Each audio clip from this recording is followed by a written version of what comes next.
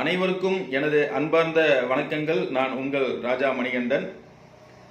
தனுசு ராசி அன்பர்களுக்கு இந்த 2025 ஒரு பொன்னான ஆண்டு என்று தான் சொல்ல வேண்டும்.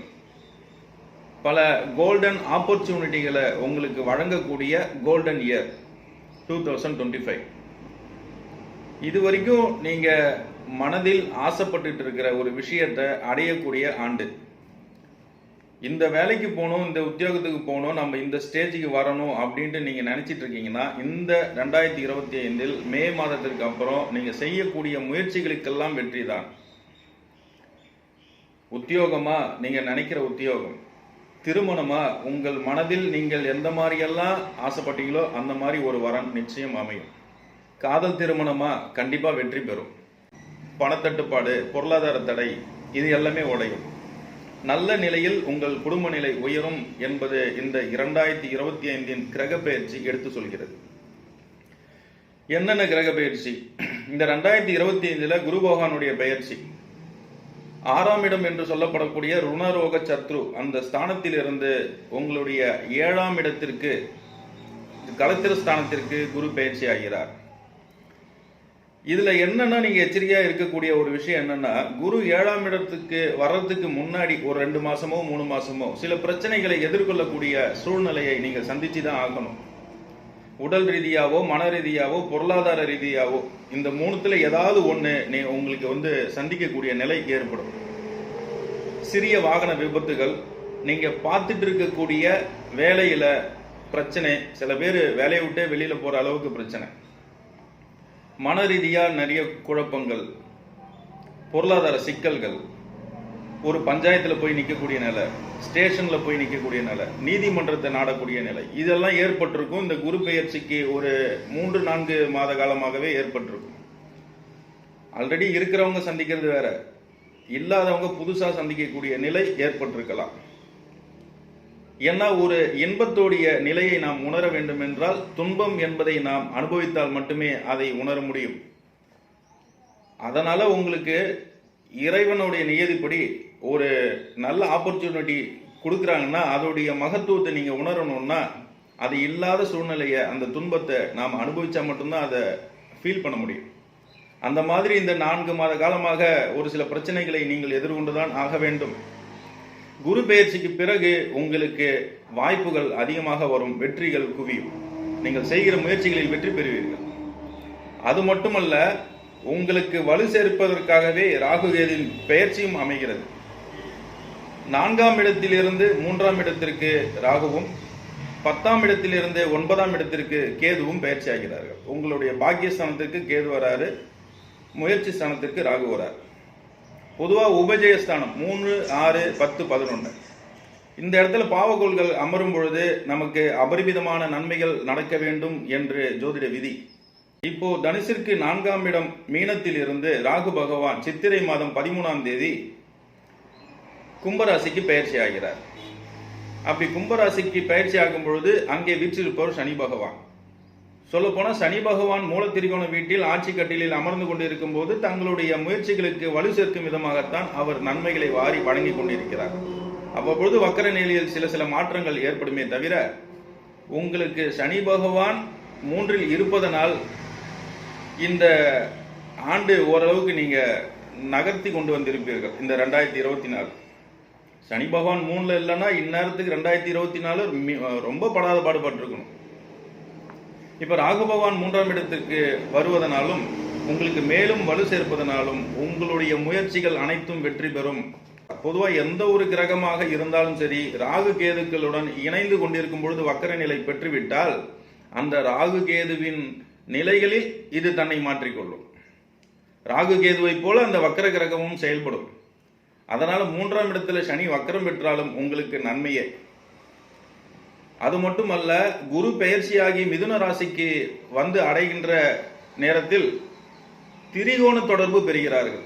அப்படி பார்க்கும் பொழுது உங்களுக்கு இது வரைக்கும் உத்தியோகத்தில் வேலையில் பிரச்சனை வந்திருக்கும், நீ வேலையே செய்ய வேணாம், தயவுசெய்து ரெசிக்னேஷன் லெட்டர் எழுதி கொடுத்துட்டு போயிடு அப்படின்ட்டு சில பேருக்கு ப்ரெஷர் வந்திருக்கும். சில பேர் வேலையை விட்டு வந்திருப்பாங்க. அவர்களுக்கெல்லாம் இப்போ நீங்க எந்த வேலைக்கு முயற்சி பண்றீங்களோ கண்டிப்பா உங்களுக்கு வேலை கிடைக்கும்.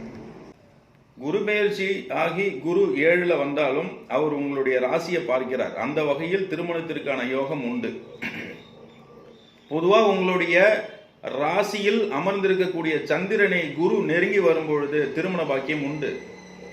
இப்போ உங்க ராசியில் அமர்ந்திருக்கக்கூடிய சந்திரனை குரு பகவான் 7வது பார்வையாக பார்க்கிறார். அப்பொழுது அங்கு தொடர்பு ஏற்படுகிறது. நிச்சயம் திருமண பாக்கியம் ஏற்படும். இது வரைக்கும் நாங்க காதல் பண்ணோம், சக்சஸ் ஆகல, ரொம்ப கஷ்டமா இருக்கு, அப்பா அம்மா கிட்ட சொல்லிட்டோம், அவங்க சேர்த்து வைக்கல, அப்படி இருக்கக்கூடிய இளைஞர்களுக்கெல்லாம் கூட அவர்களே சம்மதிக்கக்கூடிய, சேர்த்து வைக்கக்கூடிய ஒரு நிலையை ஏற்படுத்தும். ஏன்னா அந்த 3ஆம் இடத்திற்கு ராகு பகவானும் வருகிறார். ஏன்னா அது காமத்திரிகோணம், 3ஆம் இடம், 3, 7, 11 காமத்திரிகோணம். அந்த காமத்திரிகோணம் வலு சேர்க்கிறது. அதனால அதை நீங்க முறையா பயன்படுத்திக்கணும். சில பேருக்கு சபலை புத்தி ஏற்படக்கூடிய வாய்ப்புகளும் உண்டு. ஆனால் செயல்படக்கூடிய வீரியம் இல்லை என்றால் அவர்கள் மனதிற்குள்ளேயே அந்த சபல புத்தி வச்சுப்பாங்க, அதை எக்ஸிக்யூட் பண்ண மாட்டாங்க. அது கூட பரவாயில்ல. ஒரு சில பேருக்கு அந்த வீரியம் இருந்துவிட்டால் தவறு செய்யக்கூடிய ஒரு நிலையும் ஏற்பட்டுவிடும். குரு பகவான் பார்க்கறதுனால அதுல இருந்து தப்பிக்கிறதுக்கு வாய்ப்பு இருக்கும். இதெல்லாம் நீங்க முறையா ஒழுக்கமாக பயன்படுத்தி கொண்டு வந்தால் உங்களுக்கு வெற்றி நிச்சயம். எந்த ஒரு எண்ணமாக இருந்தால் அது நேர்மையாக இருந்தால் கண்டிப்பா உங்களால வெற்றி பெற முடியும். இந்த 2025இல் என்னென்ன மாற்றம் நடக்க போகுதுன்றதை நான் சொல்லிடுறேன். முதல்ல உத்தியோக நிலையில பாத்தீங்கன்னா உங்களுக்கு நீங்க தேடுகிற உத்தியோகம் கிடைக்கும். உத்தியோகத்தில் பிரச்சனை இருந்தா அது குறையும். அந்த பிரச்சனைகள் நீங்கி மேல் அதிகாரிகளோட ஒத்துழைப்பு கிட்டும். அந்த ஒத்துழைப்பு அடிப்படையில் உங்களுக்கு ப்ரமோஷன், இன்கிரிமெண்ட் கிடைக்கக்கூடிய வாய்ப்புகள், நீங்க கேட்கிற இடத்துக்கு இடமாற்றம் ஏற்படக்கூடிய ஒரு வாய்ப்பு, இது போன்றதெல்லாம் இந்த உத்தியோகம் சம்பந்தமா. ஒரு சொந்த தொழில் செய்கிறவங்களுக்கு, சொந்த தொழில் சொல்லும்போது தொழில் ஸ்தானத்தில் கேது பகவான் அமர்ந்து உங்களுக்கு பல சஞ்சலங்களை கூட ஏற்பட்டிருக்கும். அதுல லாபம் பெற முடியாத ஒரு சூழ்நிலை. என்னதான் குரு பகவான் 6ஆம் இடத்திலிருந்து 5ஆம் பார்வையாக கேது பகவானை பார்த்தாலும் அந்த தொழிலை எப்படியா நவுத்துனா போதும், நகர்த்தி கொண்டு சென்றால் போதும் என்ற நிலைதான் கடந்த ஆண்டு.